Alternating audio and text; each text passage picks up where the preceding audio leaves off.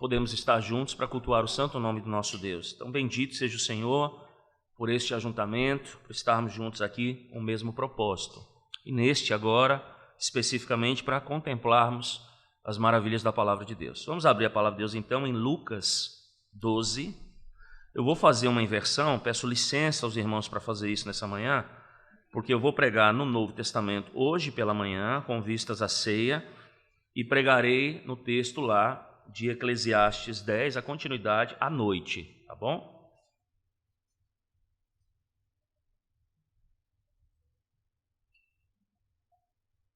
Lucas 12, eu vou fazer a leitura do verso 35 a 38 apenas, tá?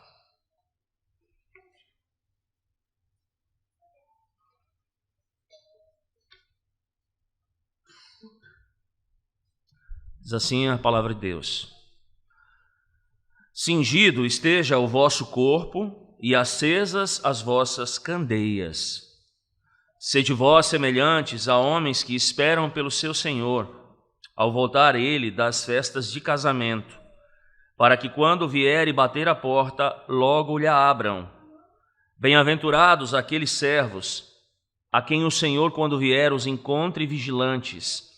Em verdade vos afirmo que ele há de cingir-se, dar-lhes lugar à mesa e, aproximando-se, os servirá. Quer ele venha na segunda vigília, quer na terceira, bem-aventurados serão eles, se assim os achar. Amém. Vamos orar, irmãos. Senhor, mais uma vez, nós queremos nos dirigir ao Senhor, que é o Deus Santo, o Deus Trino, e é o Deus que revelou a sua palavra, ó Deus. Muito obrigado, porque mais uma vez podemos abri-la, ler, ó Deus, e nesse instante meditar sobre ela. Para isso, ó Deus, mais uma vez pedimos a tua bênção e a tua misericórdia sobre cada alma aqui presente, ó Deus. E fazemos essa oração na mediação daquele que é, de fato, o centro e o cerne do Evangelho, Jesus Cristo, o nosso Senhor. Amém. Irmãos, há duas cidades na Escritura que são muito conhecidas de nós que, evidentemente, fazemos uso da Bíblia, não é? Você vai se lembrar, uma delas, inclusive faz referência a esses tempos, pelo menos na perspectiva de alguns, que é a cidade de Belém, e ela certamente tem a sua importância histórica, e Jerusalém. E é interessante que essas duas pessoas, elas ficam muito próximas, essas duas cidades ficam muito próximas uma da outra, não é? Apenas 11 pequenos quilômetros de distância separam estas duas cidades. Nós nos lembramos, por exemplo, da história, narrativa da própria história da redenção. Belém tem o seu significado, porque Belém é o lugar onde Jesus Cristo nasce. Então, a perspectiva ali em Belém é, para a teologia, a perspectiva da encarnação do Senhor Jesus Cristo. E percebam que não muito longe dali nós temos o quê? Jerusalém, o Gólgota, a perspectiva então do final do ministério, quando Jesus então cumpre definitivamente a sua obra de servo em obediência, e ali então nós temos a indicação naquela cidade da bendita expiação do nosso Senhor Jesus Cristo. Não é à toa então que nós, quando fazemos a utilização dos símbolos de fé, inclusive dos nossos credos, seja na perspectiva de culto ou fora dele, nós simplesmente declaramos: nasceu da Virgem Maria e padeceu sob o poder de Pôncio Pilatos. Percebam que aqui, na declaração do credo apostólico, apenas uma pequena vírgula separa essas duas fascinantes afirmações acerca do bendito Senhor Jesus Cristo. No Novo Testamento, em 2 Coríntios, no capítulo 5, verso 19, Paulo também escreve: Deus estava em Cristo, Belém e a encarnação, reconciliando então consigo o mundo, Jerusalém e a expiação. Percebam que não apenas no Velho Testamento, nas sombras que ainda apontavam aquele bendito dia, mas inclusive no Novo Testamento, para Paulo especificamente, a encarnação ela fluía de uma maneira muito natural e ininterruptamente com vistas à expiação. Por exemplo, em Mateus capítulo 1, verso 23, nós lemos: e o seu nome será o quê? Emanuel, que significa Deus conosco. Belém e a encarnação. Mas no versículo anterior, o texto diz: e lhe será dado o nome de Jesus, porque ele salvará o seu povo dos pecados deles Jerusalém e então a expiação. Então, quando nós fazemos um apanhado geral e olhamos mais especificamente para a nova dispensação, para o Novo Testamento, o que é que nós percebemos? Que esses dois temas, encarnação e expiação, eles aparecem reiteradas vezes, repetidas vezes e estreitamente ligados um ao outro. E aí é interessante, irmãos, porque isso diz respeito exatamente ao texto que nós lemos. Essa parábola, ela nos mostra essa verdade extremamente importante da relação, então, que existe entre a encarnação do Senhor Jesus e a sua, então, expiação. A parábola, então, e eu quero que você volte os olhos para lá, por favor. A parábola, então, ela nos fala de um tema extremamente interessante, porque, geralmente, quando nós lemos, e pela divisão do texto que nós temos na língua portuguesa, não é? Assim como nos dá a Sociedade Bíblica do Brasil, nós temos do verso 35 até o verso 48, um tema que diz respeito a apenas uma única parábola, a parábola do servo vigilante. Mas é impressionante que nós temos dentro dessa parábola maior, dessa história maior, ela engloba outras parábolas menores. E esse texto que nós estamos lendo, ele fala exatamente de uma parábola, versos 35 a 38. O tema para nós aí seria então a parábola do Senhor que serve. A parábola do Senhor que serve. E percebam então que essa parábola, ela tem uma concentração, ela tem um foco principal. Ela se concentra nos discípulos que são servos, mas ao mesmo tempo, e como o tema já diz, ela se concentra naquele Senhor então que serve. É o chamado modelo de disposição para servir, que é demonstrado não apenas pelos servos, como nós vamos ver aqui nessa manhã, mas principalmente pelo Senhor. Um modelo que vai mostrar aqui de uma forma muito clara que aquele que serve ou que serve não equivale, digamos assim, àquela perspectiva apenas servil. Uma das orações, por exemplo, da liturgia da Igreja Anglicana diz o seguinte: servir o Senhor é a liberdade perfeita. Servir a Deus, de fato, é ter perfeita liberdade. Então, o que é que a gente vê nessa parábola? O discípulo, o servo, ele também decide servir por um ato, não um ato, é lógico que existe aqui a perspectiva da obediência, mas um ato de livre vontade para com aquele que é o seu Senhor. E percebam então, como nós vamos ver também aqui nessa manhã, que esse ato de livre vontade, ele é comprometido com a graça, ele não é comprometido por nenhum efeito, porventura, degradante, ou poderia ser comprometido por algum efeito degradante do fato, então, de que, de fato, eles são servos, ou a chamada perspectiva, então, daquilo que nós podemos dizer do servilismo. Então, o texto ele começa no verso 35, olhem comigo, por favor, para lá, dizendo o seguinte, que nós vamos dividir esse texto em três partes. Primeira parte, verso 35, que nós podemos também dizer que é a primeira estrofe dessa parábola, ele nos diz o seguinte: cingido esteja o vosso corpo e acesas as vossas candeias. Duas descrições extremamente importantes para a gente já começar imediatamente a entender aqui a perspectiva dessa parábola. Perceba que os servos aqui são orientados a fazerem duas coisas. E aí, deixa eu ir explicando para vocês, porque eu vou usando aqui também uma tradução um pouco diferente da que a gente tem. Então, o básico aqui é o seguinte: esses servos eles são chamados a duas coisas: a prenderem as suas túnicas com cintas e a manter as suas lâmpadas, o quê? Acesas. Deixa eu explicar o que essas duas coisas significam para a gente ter entendimento dessa parábola, então. As vestes longas, elas são um tipo de roupa utilizada de forma muito comum lá no Oriente Médio. A gente, por exemplo, quando fala de vestido, aqui no Brasil, não é? Na nossa cultura, quem veste vestido é quem? Mulheres. Muito bem. Mas as túnicas lá, elas parecem de fato o quê? Uma espécie de vestido. Não de alça, lógico, mas com mangas longas. E elas são usadas lá tanto por homens quanto por mulheres. E elas são tão longas que praticamente elas chegam a tocar aonde? No chão. E elas, então, elas eram utilizadas sem, de fato, o uso do cinto. Por quê? Porque lá no Oriente, como também aqui no Piauí, o clima é extremamente o quê? Ameno, né? Não. O clima é extremamente quente, o clima é extremamente seco. Então, eles usam as roupas preferencialmente como?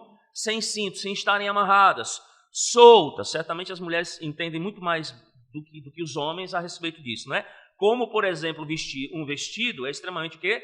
Confortável para as mulheres, principalmente quando ele está solto. Então, o clima seco lá faz com que essas roupas, essas túnicas, sejam a vestimenta mais apropriada, a vestimenta de preferência quase que unânime naquela região.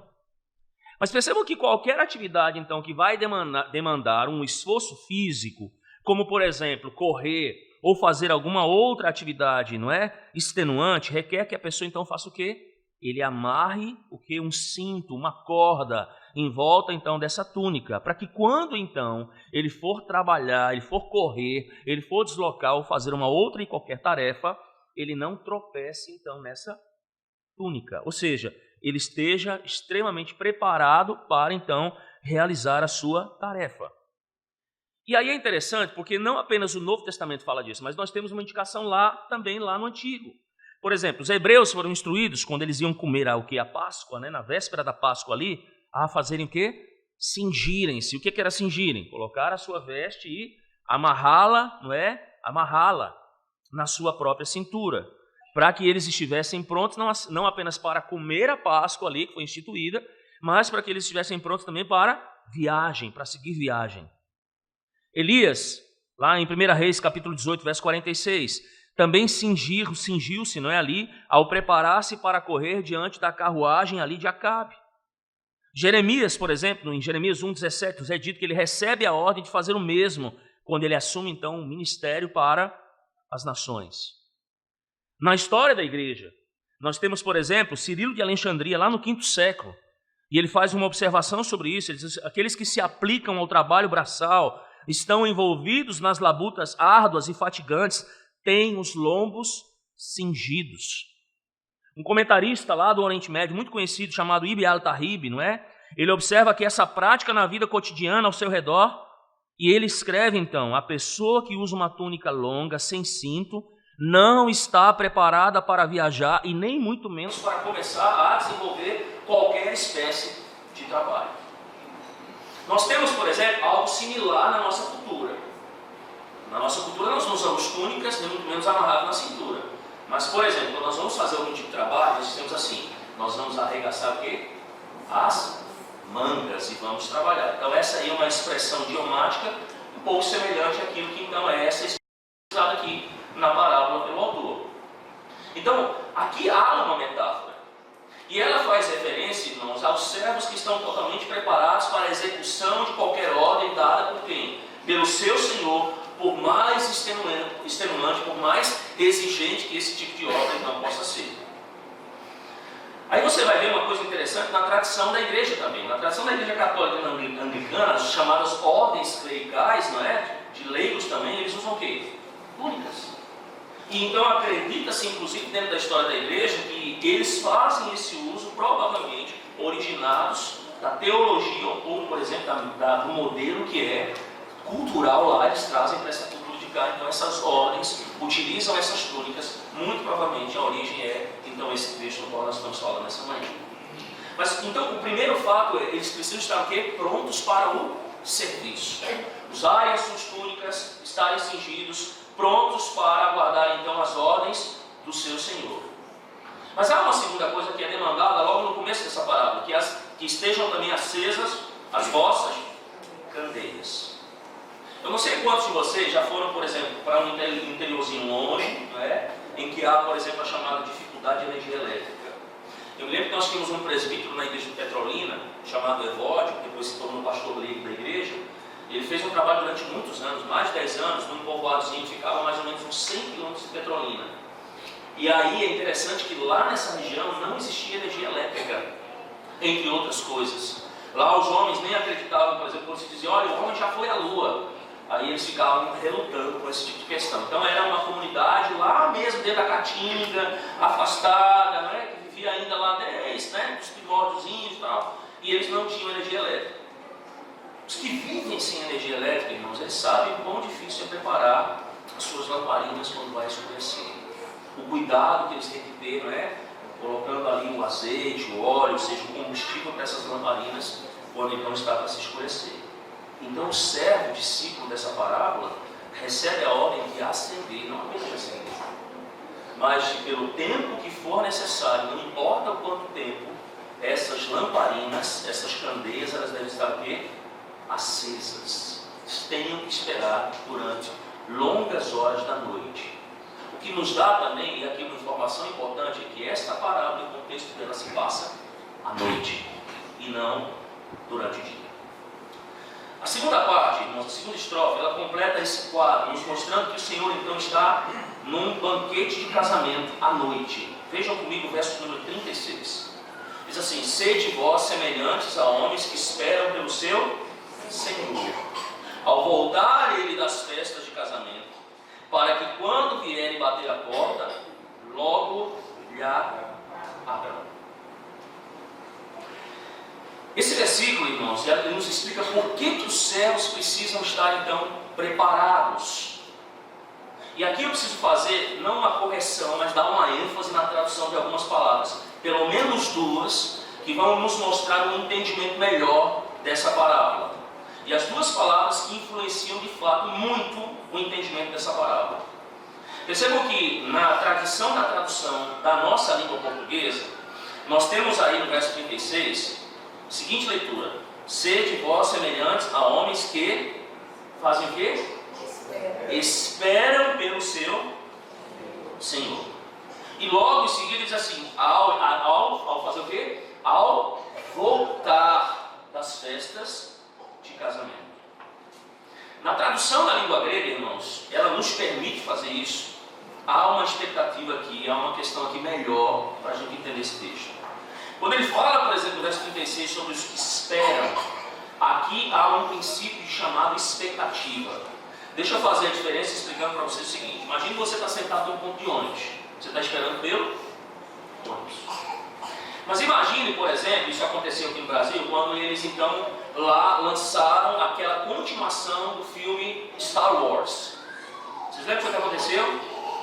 De madrugada tem esses lançamentos prévios, né, que a sessão começa a 0 horas e 1 minuto. Então as pessoas, elas ficam o quê? Horas e horas na fila, no quê? Na expectativa. A diferença da nossa tradução, às vezes quando nós olhamos para cá, esperam, pode dar uma conotação de passividade. Ou seja, de esperarmos como alguém espera no ônibus ao chegar no ponto de ônibus. Mas a ideia do texto grego aqui, irmãos, é essa ideia, por exemplo, quando você vai para o lançamento do filme, que você está aguardando, e você vai olhando na internet, né? O pessoal colocando, olha, vai ser dia tal, vai ser hora tal, já tem aqui o pré-lançamento, a pré-estreia e tal. É aquela expectativa que envolve, meus irmãos, dinamismo, que envolve, assim, muito profundamente o quê? Os sentimentos, é aquela coisa, aquela ardente expectativa, aquela ardente expectação de algo que está para acontecer. Essa é a ideia do texto grego. Não de passividade. A outra ideia, quando ele fala ao voltar ele das festas de casamento, pois quando você lê esse texto, pelo menos assim, basicamente, como a gente costuma fazer, você vai presumir então que o casamento ele acabou. Então o casamento acabou e ele faz o quê? Ele volta das festas de casamento. Naturalmente, quando algo acaba, uma festividade acaba, volta-se para onde? Para a sua casa. Mas a ideia do texto, e a melhor tradução aqui do texto não é essa. A melhor tradução na língua grega é: ele se retira do banquete de casamento. O que nos dá uma perspectiva completamente diferente. Ou, literalmente, ele se livra das celebrações de casamento. Ou seja, ele não volta para casa depois que a festa acaba. Porque esse seria, nesse tipo de tradução, a ideia evidente. Ele volta porque acaba. Mas a ideia do autor aqui, irmãos, é que a festa não acabou. E então, aqui o Senhor, ele faz o quê? Enquanto a festa ainda está acontecendo, ele retira-se discretamente desta festa de casamento e ele volta, então, para a sua casa. Enquanto a festa está em pleno andamento, ele volta para a sua casa. E a pergunta é: por quê? Por que ele faz isso? Percebam que nós temos uma informação adicional no verso 36 ainda. Diz que quando ele volta da festa, Ele vai fazer o quê? Ele vai chegar em casa e ele vai bater, então, a porta. Essa informação também é importante. Por quê, irmãos? Porque não é comum no Oriente Médio as pessoas baterem na porta da casa à noite. O comum é você sussurrar a porta para que as pessoas que estão dentro, dormindo, elas saibam de que não é, porventura, um criminoso, ou eles estão sofrendo uma espécie de ameaça, não é? Ou algo que pode acometê-los de algum tipo de problema. Por quê? Porque lá, naquela cultura, só os estranhos batem a porta à noite. Vocês vão se lembrar, por exemplo, do capítulo anterior, no capítulo 11, aquela parábola do amigo à meia-noite, né? O que ele faz lá? Ele vai então ao seu vizinho e ele vai então pedir para que ele o ajude com uma determinada demanda. E então ele faz o quê? Ele fala. Seria mais ou menos como se você chegasse e dissesse assim: olha, fulano, sou eu, estou chegando. Abre a porta aí.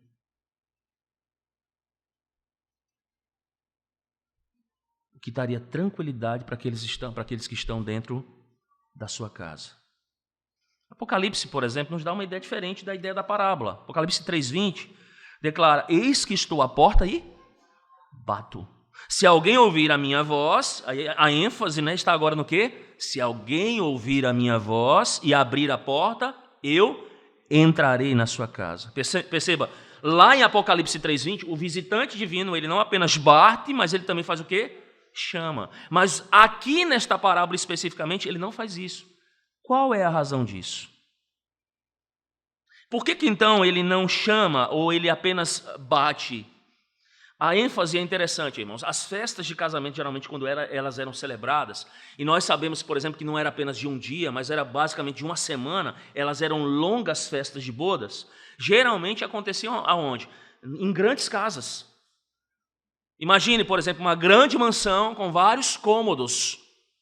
E aí você tem uma espécie de um salão principal, onde a festa está se desenrolando, e aí você tem outros cômodos particulares.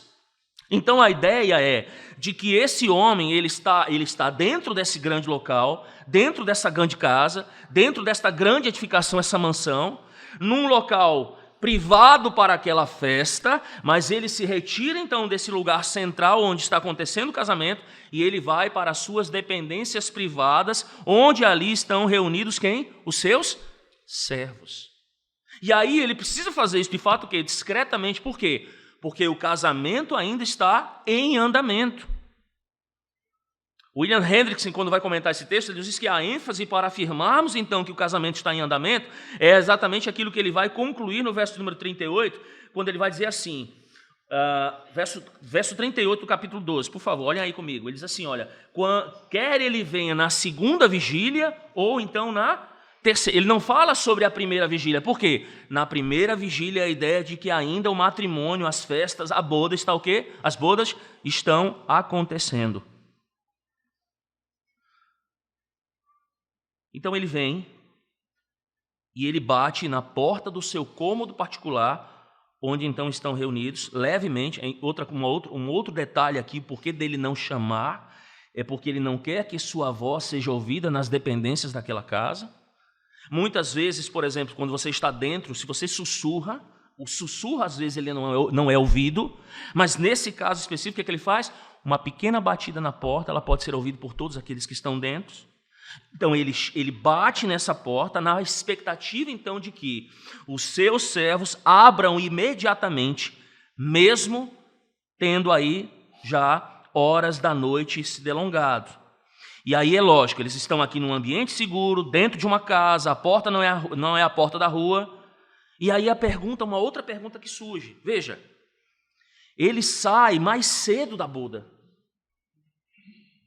Ele não espera com que o casamento ele termine, mas ele sai antes.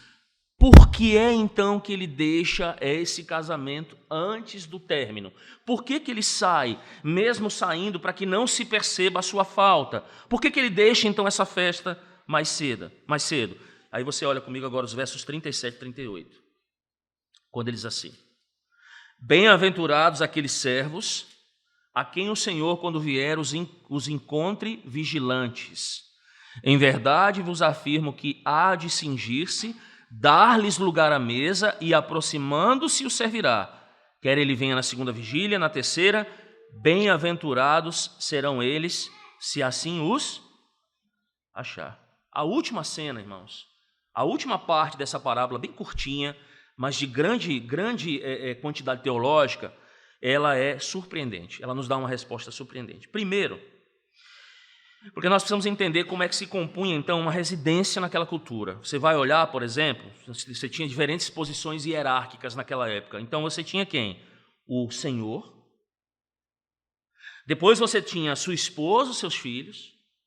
Você tinha o administrador, você tinha os seus capatazes, você tinha os empregados fixos contratados, você tinha os diaristas, e aí abaixo de todos esses você tinha quem? Os escravos, os servos. Que é exatamente a linguagem que o apóstolo Paulo usa para ele mesmo, quando ele vai dizer que ele é o quê? Um escravo do Senhor Jesus Cristo, lá em Romanos capítulo 1 e Filipenses também capítulo 1. A ideia aqui é então que esse homem sai de uma festa de casamento, ele vai para os seus aposentos particulares e agora ele vai estar lidando com a classe mais baixa de todas, o que torna a atitude desse homem então, na perspectiva cultural do Oriente Médio e inclusive para nós também, algo surpreendente e lá no caso contracultural.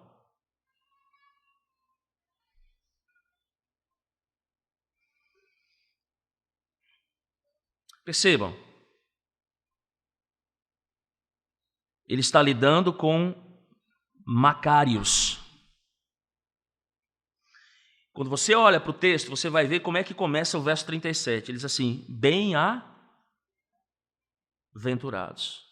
E quando ele termina o final do verso 38, como é que ele termina? Bem-aventurados são eles, se assim os... Irmãos, isso aqui é extremamente importante.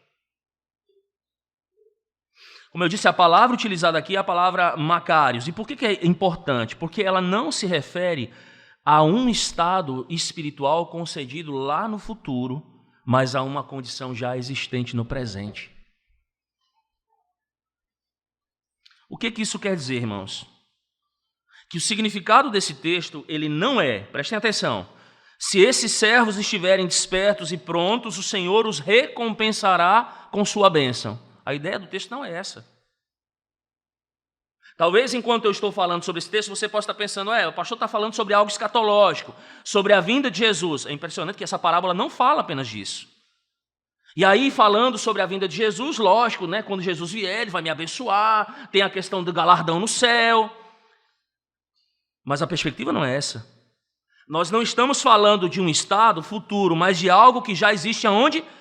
No presente. Então o significado desse texto é, eles não estão aguardando, eles não estão despertos e prontos para serem recompensados com algum tipo de bênção, pelo contrário. Quando o texto fala que eles são bem-aventurados e termina no verso 38 dizendo que eles são aventurados, significa que esses servos que são escravos, que têm lâmpadas acesas, que estão com suas roupas no devido lugar, cingidos, preparados, despertos, eles estão esperando ansiosamente, não de braços cruzados, a chegada do Senhor. E, na verdade, eles já são cheios das bênçãos de Deus, porque eles já são bem-aventurados em sua casa. Eles não se tornarão bem-aventurados. Na verdade, eles já são o quê? Bem-aventurados. Ou seja, a maneira como eles estão agindo aqui, não passivamente, mas naquela expectativa da vinda daquele bendito Senhor, demonstra, irmãos, não uma tentativa, por exemplo, meritória de ganhar o favor desse seu Senhor, mas de mostrar que eles estão agindo exatamente por quem eles são, porque eles são exatamente assim.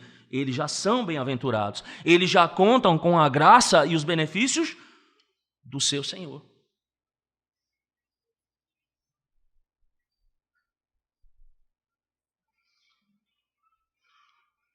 Então, lógico, eu falei, nós temos uma perspectiva escatológica aqui? Temos. Se você olhar para o verso 38, nos fala sobre o quê? Segunda vigília, terceira vigília, nos fala sobre a vinda do Senhor, que vai, de fato, a Escritura nos promete isso, inaugurar aquele banquete messiânico no fim dos tempos.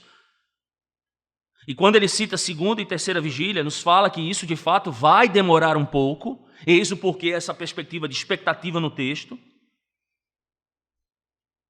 Mas percebam que aqui nós não temos ainda o clímax dessa parábola. A última ação dele é que é o clímax da parábola. E aí eu vou pedir para que você volte comigo um pouquinho.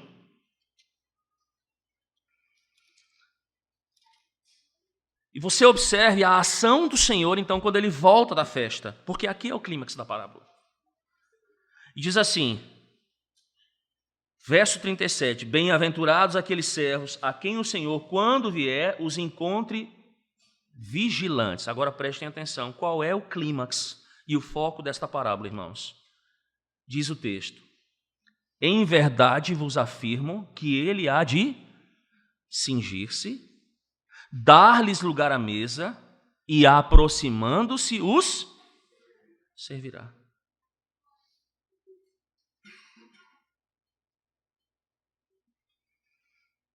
A última ação desse Senhor que serve é o clímax, é o ápice e é o foco de toda essa parábola. Vejam, os servos estavam esperando o Senhor para fazer o quê? Lealmente servir ao seu Senhor. É o que é adequado ao servo. Mas percebam que o texto nos diz que ele vai imediatamente para o seu quarto, ele está com sua túnica solta, ele pega um cordão, ele amarra esse cordão à sua cintura, a imagem é essa, para total espanto dos seus servos. Talvez a pergunta, o que ele vai fazer? Que tipo de serviço ele vai realizar? Será que alguém exigiu alguma coisa do meu Senhor? Então ele cinge a sua túnica a fim de preparar, então, alguma tarefa de serviço. E aí, na verdade, eram os servos, apenas os servos, a classe mais baixa. Lembrem-se, ele está lidando com a classe mais baixa, com os escravos, que cingiam as roupas. Os senhores geralmente não serviam, não cingiam as suas roupas. E aí o texto diz que então o Senhor é que vai passar a fazer o quê? Servi-los. Há uma expressão interessante que ela não aparece na nossa versão no português. E deixa eu ler para vocês, porque fica melhor quando vou ler esse versículo. Logo em seguida, quando diz assim, em verdade vos afirmo, a expressão é, amém, eu lhes digo. Todas as vezes que essa expressão aparece na Escritura, nós somos alertados para esperar algo surpreendente, com expectativas que de fato se realizam naquilo que diz respeito a Cristo e a sua obra. E nesse caso, o Senhor faz o quê? Ele realiza uma obra estupenda, irmãos. Ele pede aos seus servos que eles se reclinem naquilo que se chama naquela cultura o triclínio, que é o quê? É uma espécie de sofá. Lá eles não comiam sentados como nós comíamos, eles se reclinavam no sofá e havia então uma mesa à sua frente. Só que, irmãos, lá no Oriente Médio, os servos conhecem o seu lugar. Os escravos, eles conhecem o seu lugar. Eles sabem que eles são restritos apenas aos lugares que eles podem ocupar, aos lugares nos quais eles podem sentar. E essa ideia, então, que é posta e proposta aqui pelo Senhor agora, que se cinge para servi-los, é uma ideia inconcebível para eles, porque naturalmente eles resistem à própria ideia de se reclinar no sofá, onde o Senhor e a sua família se reclinam todos os dias para as suas refeições, e agora eles são convidados a fazerem isso.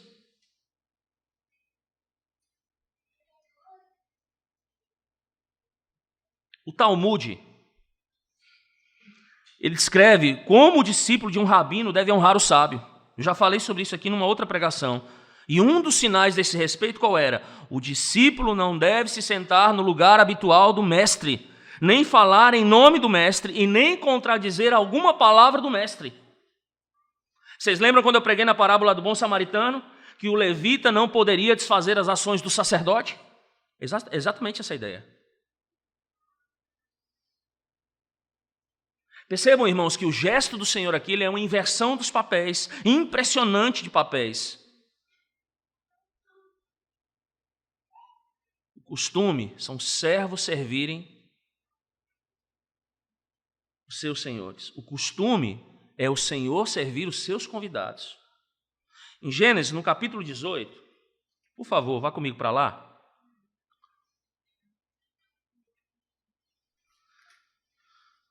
Gênesis 18, apenas 2 versículos, 7 e 8. Nós temos a ideia do que é então quando um senhor serve, mas não a servos, a convidados. E eles assim, vocês lembram lá, né? Os 2 anjos vão aparecer a Abraão.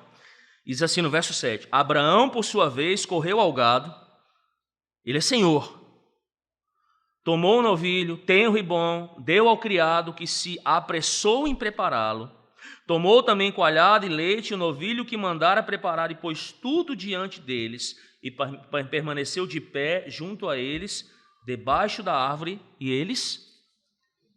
Aqui a ideia então de um senhor que serve, não a servos, mas a convidados.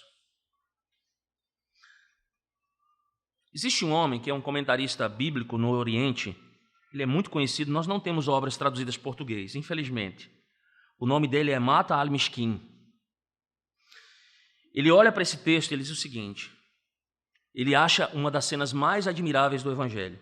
Diz assim, o mistério sacramental desse versículo é extremamente profundo. Aquele que permanece acordado refere-se à pessoa que entra no reino da consciência espiritual, onde de fato se realiza um encontro com o Senhor. E é aí onde o escravo deixa de ser escravo e se torna parceiro no amor e parceiro na glória. É onde o escravo deixa de ser escravo e se torna... É onde os amados se sentam à mesa daquele que ama.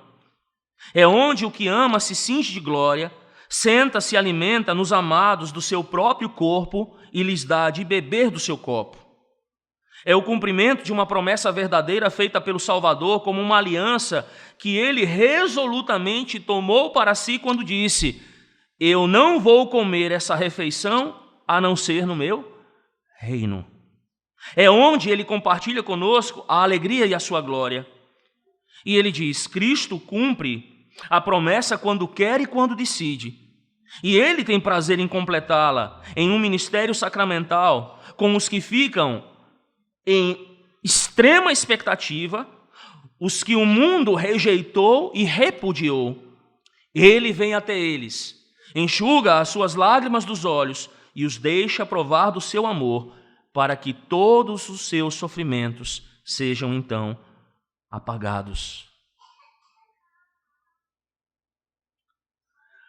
Perceba que diante das palavras desse teólogo, desse comentarista bíblico, o mínimo que nós podemos dizer, irmãos, nesse texto em discussão, é que o Senhor aqui oferece aos seus escravos uma preciosa demonstração de um amor inesperado. E percebam que esse tipo de manifestação tem um poder de transformação de vida incalculável. A pergunta é, diante de uma situação dessa, como é então que aqueles servos agora vão entender a iniciativa do Senhor e como eles vão honrar o seu Senhor depois daquilo que o Senhor está prestando a fazer para eles? Percebam que essa passagem, de fato, ela nos dá uma ideia escatológica. Mas a pergunta é, que efeito, então, tem essa visão escatológica sobre aqueles que são contemplados, então, e convidados a olhar, então, para um futuro?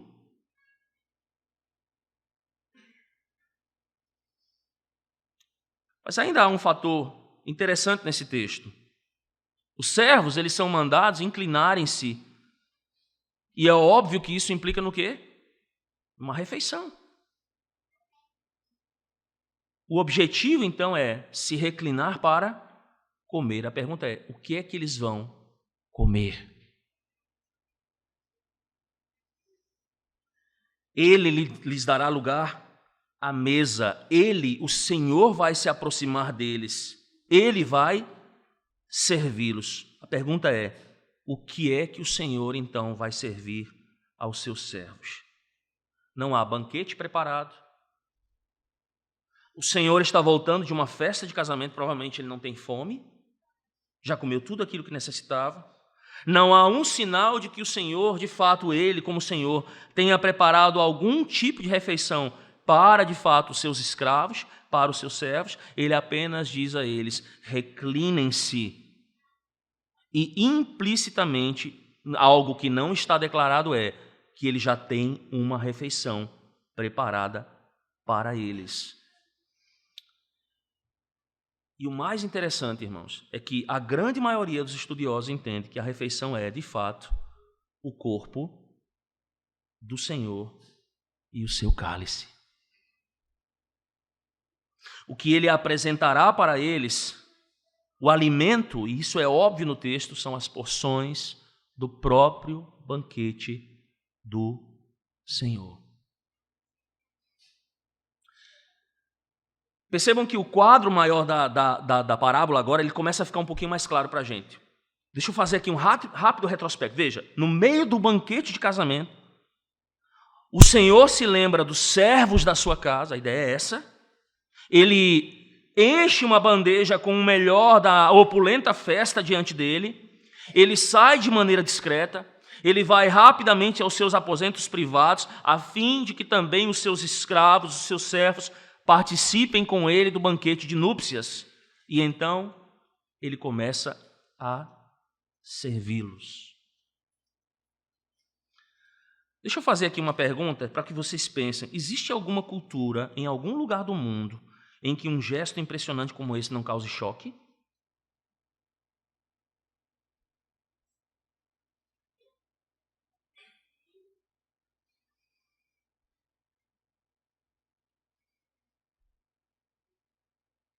Mas há um segundo ponto de destaque especial, irmãos. Ele não envia ninguém para fazer isso. Ele poderia ter selecionado, alguém para enviar a comida, para ir a uma outra ala da casa e enviar isso aos seus servos. Mas em vez disso, ele faz o quê? Ele resolve fazer. Ele resolve se dispor. E aí o impressionante que a gente começa a compreender nesse texto é que ao chegar lá, a encarnação do patrão chega ao apogeu.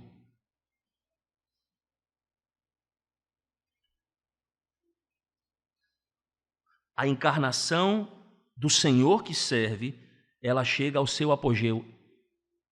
Ele é que foi fazer. Foi ele que se dispôs a fazer.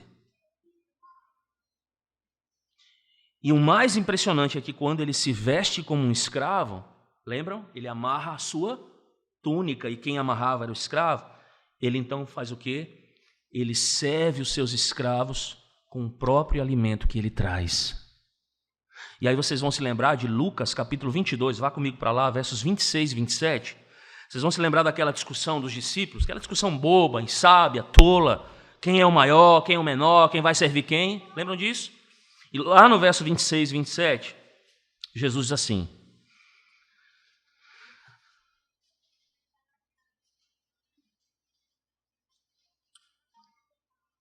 ele diz assim, mas vós não sois assim, pelo contrário. Verso 26, o maior entre vós seja como o menor, e aquele que dirige seja como o que serve, pois qual é maior? Quem está à mesa ou o que serve? E ele diz, porventura não é quem está à mesa? Agora olha o que ele fala dele. Pois no meio de vós, eu sou como quem serve.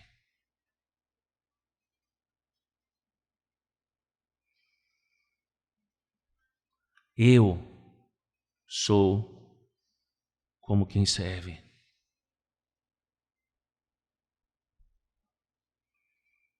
John Milton, que esteve debaixo do serviço de Oliver Crowther no século XVII, teólogo, político, escritor, ele nos traz uma reflexão poética sobre essa parábola. E ele estava enfrentando um problema muito sério de saúde, ele estava perdendo a visão. E ele diz assim então, quando penso que minha luz está apagada e metade dos meus dias se vão neste mundo vasto e sombrio, e que a morte, esse único talento, se esconde, alojado em mim, inútil, apesar de minha alma se inclinar mais a servir o meu Criador e a apresentar minha verdadeira história, para que não volte e me repreenda, cumprir o exato dia de trabalho de Deus, negada a luz, eternamente suplico. Mas a paciência para calar esse murmúrio logo replica: Deus não precisa da obra do homem, nem dos seus dons. Quem melhor suporta seu jugo suave é quem serve melhor. Sua posição é de um rei.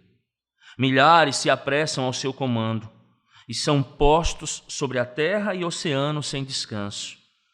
Também servem aqueles que se aprontam e que então esperam.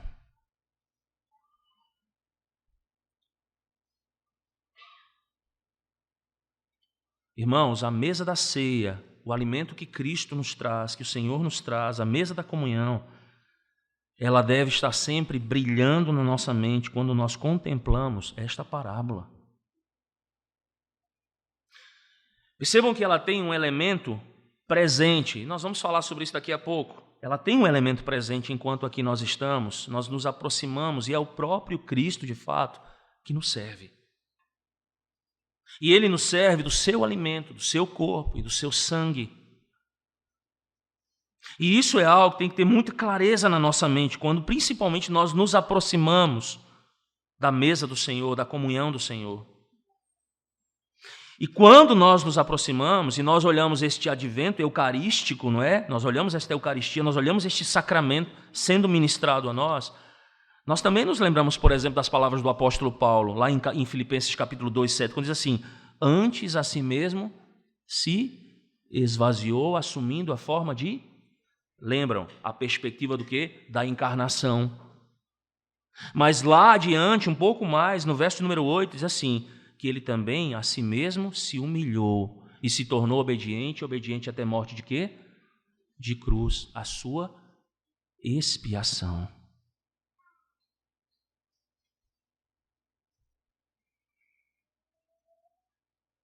Os nossos pensamentos, irmãos, devem se voltar para Cristo. Jesus deixou de lado as suas vestes. Jesus foi aquele que amarrou a sua túnica em serviço.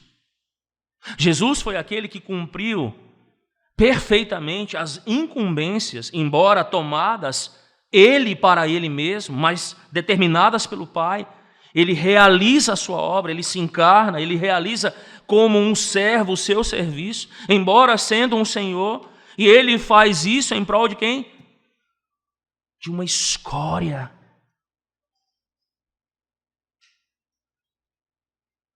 De seres humanos desprovidos de toda e qualquer bondade, de todo e qualquer amor para com Ele, de toda e qualquer comunhão para com Ele.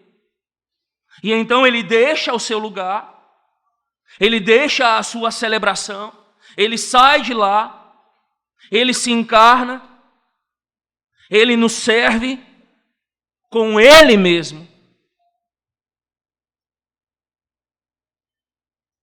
E nos oferece dos seus manjares, do seu próprio banquete, dando-nos o seu corpo e dando-nos o seu sangue.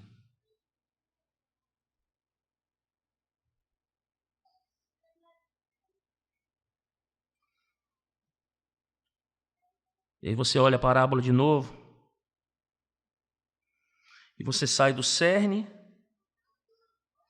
do serviço de um Senhor que se dirige aos seus escravos numa manifestação esplêndida de amor, contracultural.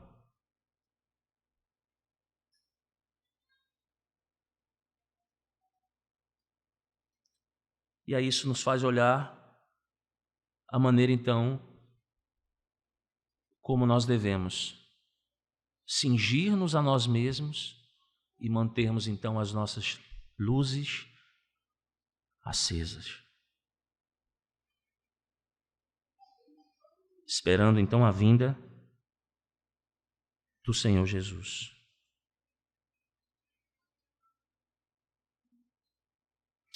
Deixa eu concluir, irmãos. Porque, como eu falei, essa parábola é muito pequena, mas ela tem recursos teológicos extremamente importantes. Então, deixa eu fazer aqui algumas aplicações para nós. Nós vemos aqui o discipulado. Nós vemos servidão. E nós vemos no discipulado, assim como o apóstolo Paulo é definido como uma escravidão a um Senhor que se auto-sacrifica. Nós vemos as ações de um Senhor que elevam a servidão ao nível de um dom auto-esvaziante, de um precioso amor, e que agora, por suas ações, nós somos transformados em seus amigos queridos, e mais do que isso, hóspedes em seu reino.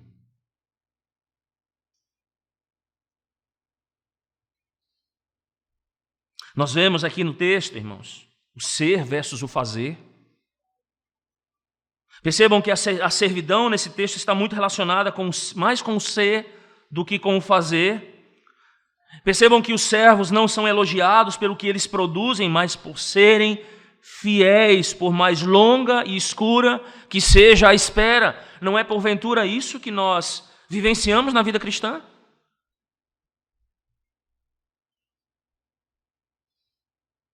Percebam também que esse texto nos fala sobre preparação, sobre estarmos alertas. Nossas lâmpadas não se extinguem na escuridão. Somos luzeiros do Senhor. As nossas roupas, e é o que se espera dos crentes, estão o quê? Cingidas. A ideia bendita aqui, irmãos, é que nós estamos prontos para viajar. Elano falou, no final do ano, a gente chega o quê? A várias decisões, né? Tem gente que vai sair de férias, está nessa bendita expectativa, meu Deus, acabou o ano, graças a Deus. 30 dias aí desligado do mundo, agora eu vou para a praia. A expectativa para nós é muito mais do que isso. Nós estamos cingidos, irmãos, o texto nos mostra, prontos para viajar, quando formos solicitados. Isso pode ser quando? Já. Pode ser agora.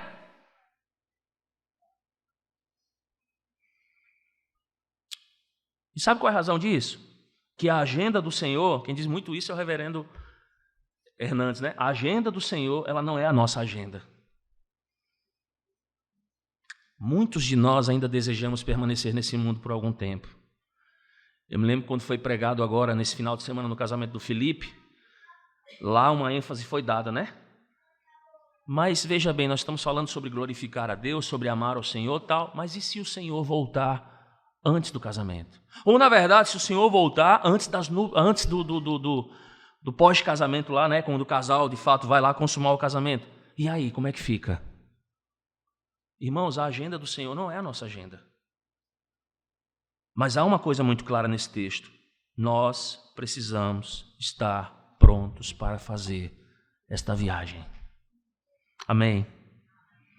Outra coisa que é uma ênfase nesse texto é a perspectiva da bem-aventurança, irmãos. O servo, o escravo fiel, ele já é uma presença bem-aventurada na casa. Irmãos, nós que somos a igreja, nós que somos os escravos de Cristo, servos do Senhor, nós não vamos nos tornar bem-aventurados.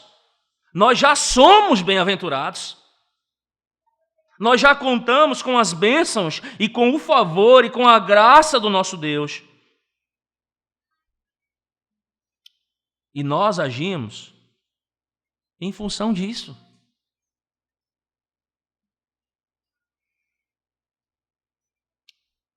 Veja uma outra coisa também, irmãos. A liderança e a natureza de Cristo.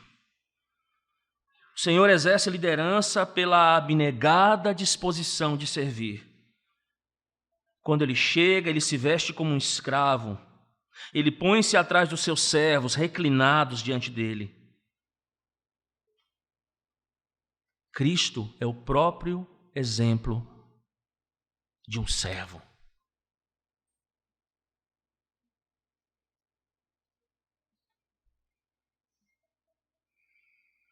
A encarnação, o Senhor lhes provê o banquete.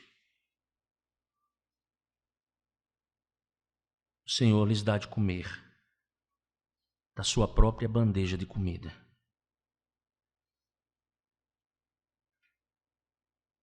o seu amor inesperado, que espanta os seus servos e que faz com que eles jamais, em toda a sua vida, sejam os mesmos. A escatologia, a parábola tem a sua concentração também na parúzia. E aí, mais uma vez, eu cito aqui Cirilo de Alexandria, no V século, que diz: devemos estar preparados diariamente para a nossa partida e vigiar sem pestanejar para ver o aceno do nosso Senhor.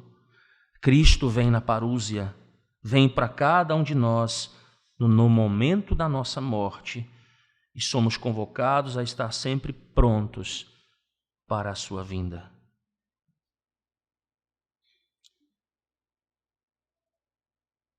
Por fim, escatologia realizada e a Eucaristia. Vocês vão se lembrar, na representação dramática do lava-pés, em João 13, não é? De 1 a 18 ali, a promessa dessa parábola é cumprida parcialmente. O ainda não da parábola passa a ser o já do cenáculo. Vocês vão ver que ambas as histórias, façam esse dever de casa, são sobre banquetes. Nas duas o Senhor se torna escravo, em ambos os textos o discípulo escravo é chamado de bem-aventurado. E percebam então que toda a Eucaristia é a comunhão no presente com o Senhor, que lavou os nossos pés e nos fará simplesmente reclinar, enquanto nos serve o banquete de casamento. Cristo Jesus é de fato aquele que serve o seu povo. Amém? Encarnação e expiação, irmãos, assim como justiça e paz, se tocam de muitas formas, muitas vezes e muito na Escritura. Que aguardemos sempre com estas duas perspectivas que são o cerne do Evangelho de Cristo: a sua vinda ao mundo e a sua morte em favor de muitos. Vamos orar. Nosso Deus bendito, Pai,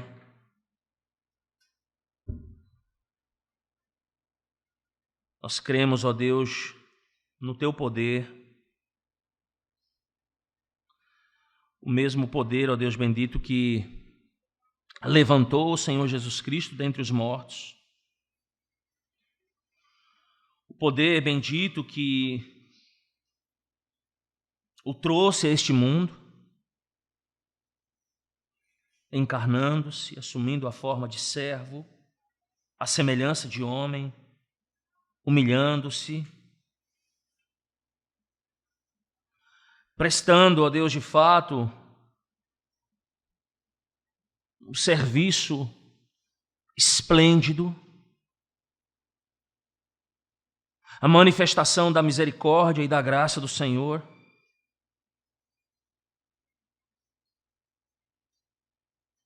E nós, a igreja,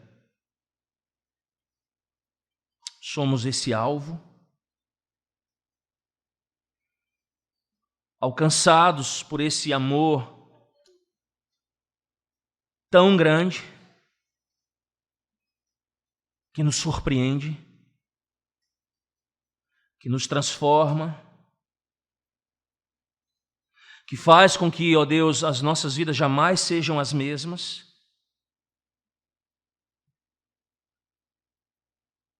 Um amor que se sacrifica, que dá a sua vida, que verte o seu sangue, expia os nossos pecados.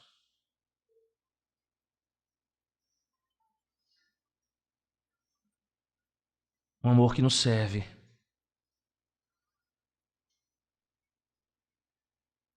Em meio às nossas necessidades, Senhor. Como vamos então, ó Deus, responder à sublimidade da obra de Cristo? O verdadeiro Senhor que serve. O Deus que se encarnou. Pai, a minha súplica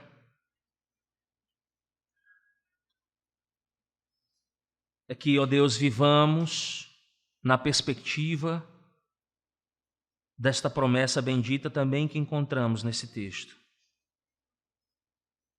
que pode ainda demorar um pouco, mas que a vinda do nosso Senhor, ela é certa.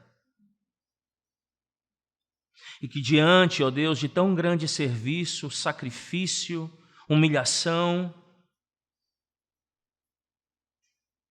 diante de tão grande expectativa na qual deve viver o coração do crente, e de forma muito especial também aqui neste culto e nessa manhã, quando olhamos a mesa do Senhor, o alimento que o Senhor provê para os seus servos, servido a nós, o corpo e o sangue de Cristo,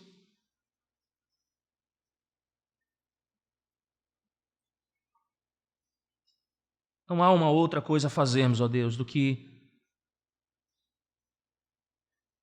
cingirmos o nosso corpo e acendermos de fato a nossa lâmpada, Senhor.